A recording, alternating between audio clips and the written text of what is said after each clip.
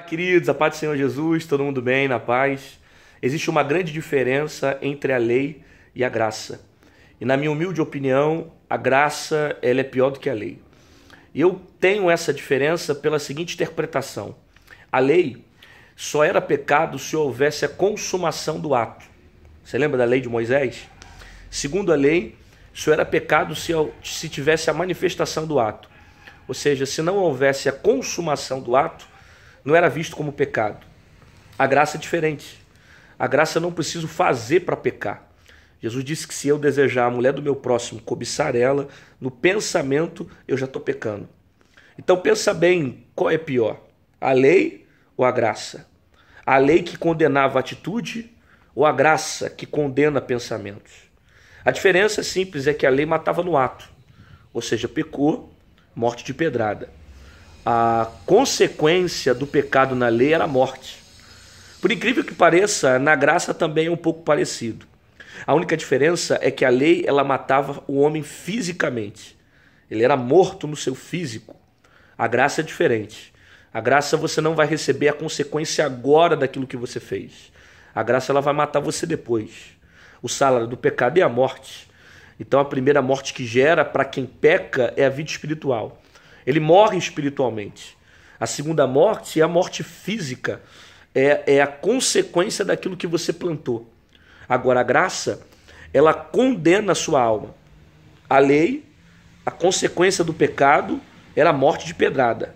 A graça, ela não vai condenar você agora. Ela vai te condenar depois. Então a graça te dá uma sensação onde não está acontecendo nada, onde não tem consequência nenhuma, onde nada vai acontecer com você, quando na verdade a graça te dá corda, mas ela puxa a corda no final. Então pense bem qual é a diferença. Pense bem qual é pior, a lei ou a graça. Apesar da graça, o sangue de Cristo nos purificar, nos dá perdão, nos dá acesso, nos dá remissão. Esse mesmo sangue também que nos perdoa, essa mesma graça também que age de misericórdia sobre a nossa vida, é através dela que o homem vai ser condenado para o inferno. A graça, ela me dá o direito de salvação. Ou seja, eu consigo hoje, através do acesso a Cristo, ter salvação, ter eternidade e ter um relacionamento com Deus. Portanto, contudo, a própria Bíblia também vai dizer que aquele que nega Cristo diante dos homens, o Senhor negará o seu nome diante de Deus. Essa expressão ela nasce no período da graça, no tempo da graça. Então a graça ela não te dá direito para pecar.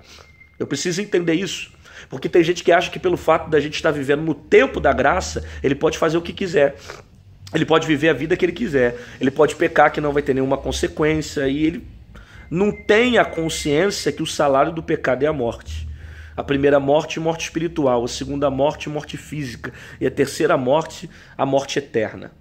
A graça é o direito que te dá de salvação, de através do Cristo você ser salvo. Só que ela não te dá direito para você pecar. Não é uma sensação de você pecar e ter livre acesso ao pecado. Mas a graça é o direito que você tem de receber misericórdia quando você se arrepende daquilo que faz e através do nome de Jesus você alcançar o perdão, você alcançar o amor de Deus, você receber a remissão dos seus pecados, tá bom? Que Deus te abençoe, que você goze da graça para se arrepender daquilo que você fez e que você não venha viver segundo a condenação da lei, mas venha viver pela misericórdia da graça, entendendo que essa misericórdia não é um direito de você pecar, mas é a oportunidade de você reconhecer aquilo que você fez para você ser salvo, ser restaurado aonde você estiver. Tá bom? Deus te abençoe, fica na paz. Se inscreva no meu canal no YouTube, ative os sininhos para receber as notificações e continue seguindo a gente aí. Um abraço.